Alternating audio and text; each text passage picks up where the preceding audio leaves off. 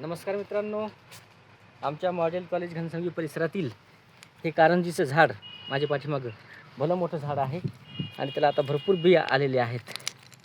त्याचं हे बीज संकलन आम्ही करत आहोत. आपणही करा. आपल्याला ह्यावर्षी खूप झाडं लावायची आहेत. सध्या पाहतोय कसं ऊन आहे, 42-43 आणि जीवाची लाहीलाही होते, अंगाची लाहीलाही होते आणि उष्माघात व प्रचंड अशा पद्धतीचं हे तापलेलं ऊन, वाढतं तापमान, अत्यंत भयानक स्थिती निर्माण झालेली आहे. म्हणून झाडे महत्त्वाची आहेत. झाडे आपल्यासाठी वरदान आहेत. चला तर आपण यावर्षी परत मोठ्या प्रमाणात बीज संकलन करूयात. मी आवाहन करतो प्रत्येक महाविद्यालयातील विद्यार्थ्यांना, शिक्षकांना, प्राध्यापकांना, गावातील सगळ्यांना की आपण सगळ्यांनी आता जांभळ खाणार आहोत, चिंच खातो आहोत. आपल्याकडे ही कारंजी आहे, जांभळ आहे, आंबे आपण खात आहोत आणि आणखी इतर जे देशी प्रजातीची झाडं आहेत, वड असतील, पिंपळ असतील, आपण ह्या सगळ्यांचं बीज संकलन आपण केलं पाहिजे. आणि येणाऱ्या जुलैमध्ये, ऑगस्टमध्ये मोठ्या प्रमाणात वृक्ष लागवड आपल्याला करायची आहे. हे बीज महत्त्वाचं आहे. ह्यामध्ये झाड लपलेलं आहे आणि म्हणून बीज संकलन करणं ही काळाची गरज आहे. दिवसेंदिवस देशी प्रजातीची झाडं लुप्त होत चाललेली आहेत आणि देशी प्रजातीची झाडे ही आपल्या जैवविविधतेसाठी, आपल्या प्रकृतीसाठी, पर्यावरणासाठी, आपल्या मनुष्याच्या अस्तित्वासाठी खूप महत्त्वाचे आहेत. म्हणून आम्ही राष्ट्रीय सेवा योजना विभाग, मॉडेल कॉलेज घनसावंगी, आदरणीय प्राचार्य डॉक्टर आनंदजी देशमुख सर यांच्या मार्गदर्शनाखाली या वर्षीपासून सीड बँक आम्ही तयार करत आहोत. सीड बॉल आम्ही तयार करणार आहोत आणि महाविद्यालय परिसरात तर आज हजारो झाडं आहेतच, परंतु इथे जवळच असणारं जे आहिरमल गड आहे, इथे महानुभव पंथाचे सर्वज्ञ श्री चक्रधर स्वामी यांचं कधी वास्तव्य होतं, तो गड आपल्या घनसावंगी तालुक्यामध्ये आहे आणि त्या गडावरती पण मोठ्या प्रमाणात आम्हाला वृक्षारोपण करायचं आहे. तर चला आपण सगळे मिळून आता लगेच कामाला लागूयात. आठवड्यातला एक दिवस जसं जीवनवृक्ष टीम देते आहे आणि तालुक्यातल्या, घनसावंगी तालुक्यातल्या जवळपास 12 ते 15 गावामध्ये आज पर्यावरणासाठी आपलं योगदान देत आहे. तर आपणही खारीचा वाटा उचलूयात. वाढतं तापमान, निसर्गाचा हा समतोल बिघडत चाललेला आहे.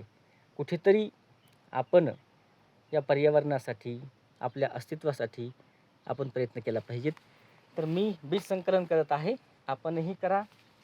आमच्या राष्ट्रीय सेवा योजना विभागाच्या माध्यमातून आमचे स्वयंसेवक आपल्या गावागावात, घराघरात बीजाचं संकलन करणार आहेत आणि महाविद्यालयात त्याचं सीड बँक आम्ही तयार करत आहोत. निश्चितपणे हे बीज उद्याचं झाड आहे, जे आपल्याला ऑक्सिजन देणार आहे, जे आपल्यासाठी फळ देणार आहे, फूल देणार आहे आणि म्हणून आपण या बीजांचं संकलन केलं पाहिजे. तर चला, वेळ न दवडता दिवसाचा 1 तास जरी आपण दिला, आता काही दिवसात लिंबाचे झाडं आहेत, लिंबोळ्या पिकणार आहेत, त्या लिंबोळ्या पण ठेवा. आंबा खाल्लेला कोय फेकून नका देऊ, ठेवा. गावरान जांभळ पिकत आलेली आहे, त्या जांभळ खाल्ल्यानंतर त्याची सुद्धा बीज ठेवा आणि नंतर त्याचा उपयोग आपल्याला जुलैमध्ये, ऑगस्टमध्ये मोठ्या प्रमाणात आपल्याला वृक्षांची लागवड करायची आहे. तर लक्षात ठेवा, बीज संकलन अत्यंत महत्त्वाचं आहे. आज हे बीज, देशी प्रजातीच्या झाडांची संख्या दिवसेंदिवस कमी होत चाललेली आहे. आपल्याला ही झाडं जगवायची आहेत, आपल्याला पर्यावरणाचा समतोल राखवायचा आहे आणि म्हणून आपण सगळ्यांनी, आपल्या सगळ्यांचं हे कर्तव्य आहे की आपण मोठ्या प्रमाणात देशी प्रजातीच्या झाडांची लागवड करावी, बीजाचं संकलन करावं. आजही देशामध्ये, महाराष्ट्रामध्ये खूप असे पर्यावरणप्रेमी आहेत की ते बीज संकलन करत आहेत. आपणही करावं. तर हे पहा, हे बीज, यामध्ये दडलेलं हे बीज उद्याचं वृक्ष आहे.